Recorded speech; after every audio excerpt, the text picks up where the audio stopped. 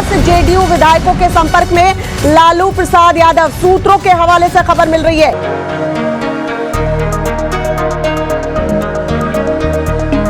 बिहार में सत्ता परिवर्तन के बीच बिहार के सियासी गलियारों से इस वक्त की सबसे बड़ी खबर सामने आ रही है। बिहार में बहुमत परीक्षण से पहले ही बड़ा पेंच फंसता हुआ दिखाई दे रहा है। क्या बिहार में तेजस्वी यादव की ये भविष्यवाणी सच साबित होगी?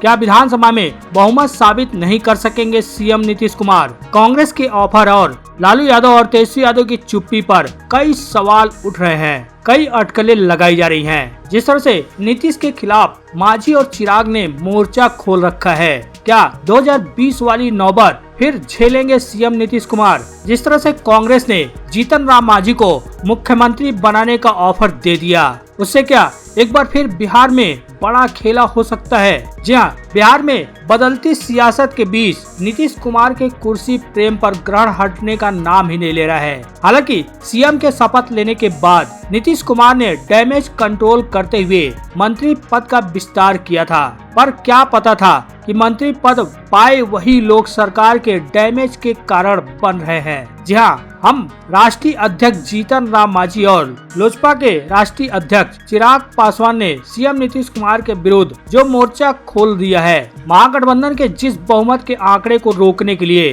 नीतीश कुमार ने जीतन राम मांझी के बेटे को प्रथम 9 मंत्रियों की सूची में शामिल किया। सहयोग देखिए, विरोध की अग्नि वहीं से जली। पूर्व मंत्री जीतन राम मांझी ने अब सीएम नीतीश कुमार से एक और मंत्रालय की मांग की। वहीं जीतन राम मांझी को लेकर एक और बड़ी खबर सामने आई कि जीतन राम मांझी को कांग्रेस सीएम पद का भी ऑफर दे चुकी है। खुद कांग्रेस के प्रदेश अध्यक्ष अखिलेश प्रताप सिंह ने पत्रकारों के सवाल का जवाब देते हुए कांग्रेस नेता अखिलेश प्रसाद सिंह ने जीतन राम मांझी को खुला ऑफर दे दिया। उन्होंने कहा कि वो हमारे साथ आ जाएं, हम उन्हें सीएम बना देंगे। इस बयान के बाद से ही बिहार की राजनीति में कयासों का दौर एक बार फिर से शुरू हो गया है। वहीं इस मामले को लेकर आरजेडी के प्रवक्ता मृत्युंजय तिवारी का भी कहना है कि सभी बातों को सार्वजनिक नहीं किया जा सकता है। उनका कहना है कि तेजस्वी यादव चौंकाने के लिए ही जाने जाते हैं। उन्होंने तो स्पष्ट कहा है कि अभी खेला बाकी है। वहीं पूर्व विधानसभा अध्यक्ष उदय नारायण चौधरी का कहना है कि अभी भी आरजेडी को उम्मीद है उसकी सरकार वापस आ सकती है। उन्होंने बताया कि कैसे खतरे में आ जाएगी नीतीश की सरकार। पूर्व विधानसभा अध्यक्ष का कहना है कि नीतीश कुमार की सरकार खतरे में आ सकती है। यह विधानसभा के सदस्यों पर निर्भर करता है। अगर कुछ विधायक रिजाइन कर दें, अब्सेंट हो जाएं, तो यह हो सकता है। उन्होंने विधानसभा अध्यक्ष को हटाने की प्रोसीजर के बारे में एक निजी चैनल को बताते हुए कहा कि विधानसभा की कार्य संचालन नियमावली से विधानसभा की कार्रवाई चलती है। हाउस बुलाने के लिए संसदीय कार्य विभाग अपना प्रस्ताव देता है, जो कैबिनेट में जाता है मुख्यमंत्री की अनुमति से। इस पर मुहर लगने के बाद गवर्नर के पास जाता है। गवर्नर विधानसभा को भेजते हैं। इसके बाद विधानसभा की कार्रवाई शुरू होती है। उनका कहना है कि बजट सत्र के लिए 3 बार जो तिथियों का बदलाव हुआ, वह विधानसभा अध्यक्ष के ऊपर अविश्वास प्रस्ताव की वजह से हो रहा होगा कि कौन रहेगा कौन नहीं। जब उनसे पत्रकार ने सवाल पूछा कि यह कहा जा रहा है कि 12 फरवरी को खेला हो सकता है, तेजस्वी यादव ने कहा है कि खेला तो अब शुरू हुआ है, इसका क्या मतलब है? इस पर पूर्व विधानसभा अध्यक्ष ने जवाब देते हुए कहा कि ये तो एक खेल ही है, जो प्रोसीजर है उसे विधानसभा में अपनाया जा रहा है। क्या नीतीश कुमार की सरकार खतरे में आ सकती है? इस सवाल पर उदय नारायण चौधरी कहते कि जरूर खतरे में आ सकती है, अगर समर्थन देने वाले अनुपस्थित हो जाएं या विधानसभा के सदस्य रिजाइन कर दें, तो क्यों नहीं खतरे में आ जाएगी नीतीश की सरकार। अब जिस तरह की बिहार में सियासी उथल पुथल चल रही है, 12 तारीख का इंतजार किया जा रहा है, जिसमें नीतीश कुमार के नेतृत्व में एनडीए सरकार को फ्लोर टेस्ट पास करना है। फ्लोर टेस्ट को लेकर हर एक की निगाहें विधानसभा के अंक गणित पर है। जहां एक तरफ एनडीए बड़ी आसानी से बहुमत हासिल करने का दावा कर रही है, वहीं विपक्ष की ओर से नीतीश कुमार से हिसाब चुकता करने की तैयारी भी है। कांग्रेस की ओर से ही पूर्व सीएम और हम पार्टी के संरक्षक यानी मुखिया जीतन राम मांझी को बड़ा ऑफर दिया गया, जिसमें कहा गया कि महागठबंधन के साथ आइए, हम आपको मुख्यमंत्री बना देंगे। जिस पर जीतन राम मांझी ने खुद बयान देते हुए कहा कि मुझे महागठबंधन की तरफ से मुख्यमंत्री का ऑफर मिला था, लेकिन मैंने ठुकरा दिया। मुझे मंत्रालय में 2 सीट नहीं मिली तो अन्याय होगा। हालांकि खबरों के मुताबिक भाजपा ने यानी एनडीए की बिहार की सरकार ने मांझी की शर्त मान ली है और हमको 2 विभाग दे दिया गया है। हालांकि जीतन राम मांझी को ये भी मैसेज दिया गया है कि ऑफर अब भी लागू है, आइए तो सही। दरअसल असल बात तो यह है कि तैयारी सरकार में उलटफेर के पहले से हो रही थी। किसी तरह जीतन राम मांझी को महागठबंधन अपने खेमे में कर ले। जिस दिन रोहिणी आचार्य ने सीएम नीतीश कुमार को सोशल मीडिया पर बिना नाम लिए भला बुरा लिखा, उसी शाम यह सामने आ गया था कि राजद अध्यक्ष लालू प्रसाद यादव कोई आपदा प्रबंधन नहीं कर रहे हैं, बल्कि गणित बैठा रहे हैं। जब महागठबंधन की सरकार गिर गई थी, तब भी जुगाड़ हो रहा था कि राजद अपने खेमे में मांझी को कर ले। यह नहीं हो सका।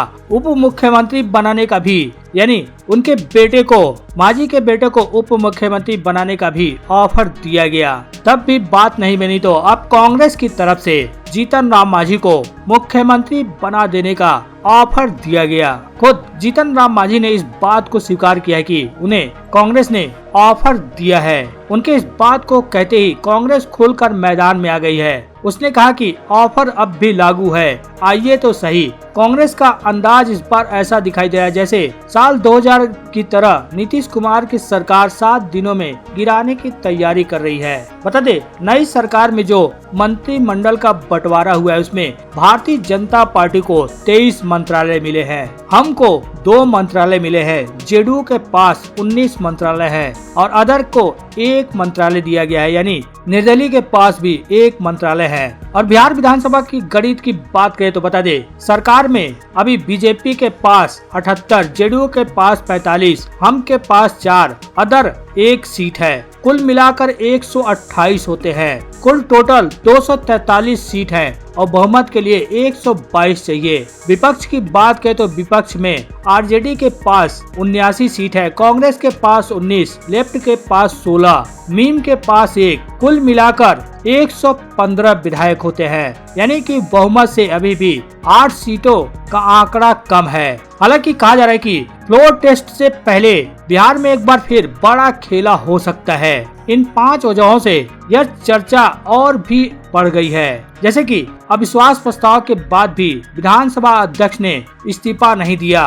पूर्व सीएम जीतन राम मांझी के एक बार फिर से सुर बदल गए हैं। वहीं जदयू विधायक गोपाल मंडल का भी तेजस्वी के समर्थन में उनका बयान सामने आया है। पहले फ्लोर टेस्ट की तारीख 10 फरवरी की थी, लेकिन उसे बढ़ाकर 12 फरवरी कर दिया गया। तारीख बढ़ाने पर भी चर्चा तेज हो गई है। और सबसे आखिरी बात कि तेजस्वी यादव ने कहा था कि खेला अभी बाकी है। बिहार के पूर्व उप मुख्यमंत्री तेजस्वी यादव ने कहा था कि हम अपने पत्ते अभी नहीं खोलेंगे। इससे भी संभावनाओं की सियासत को हवा मिल गई है कि कहीं फ्लोर टेस्ट से पहले तेजस्वी यादव बड़ा खेला तो नहीं करने वाले हैं। हालांकि जिस तरह से विधानसभा के पूर्व अध्यक्ष उदय नारायण चौधरी का कहना है कि इस तरह से नीतीश सरकार खतरे में आ सकती है, उसको समझे तो कैसे हो सकता है सरकार को खतरा। सबसे पहला कारण पे नजर डाले तो जीतन राम मांझी सरकार से अगर समर्थन वापस ले ले तो तब की क्या स्थिति बनती है, तब क्या खतरा आ सकता है सरकार पर।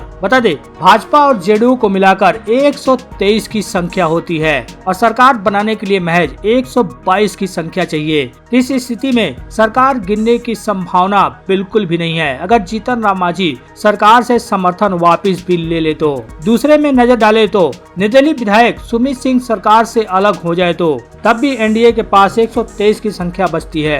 वर्तमान में एनडीए के पास 128 की संख्या है, जिसमें 4 हम के और 1 निर्दलीय है, यानी कि दूसरी स्थिति में भी सरकार को कोई खतरा नहीं होगा।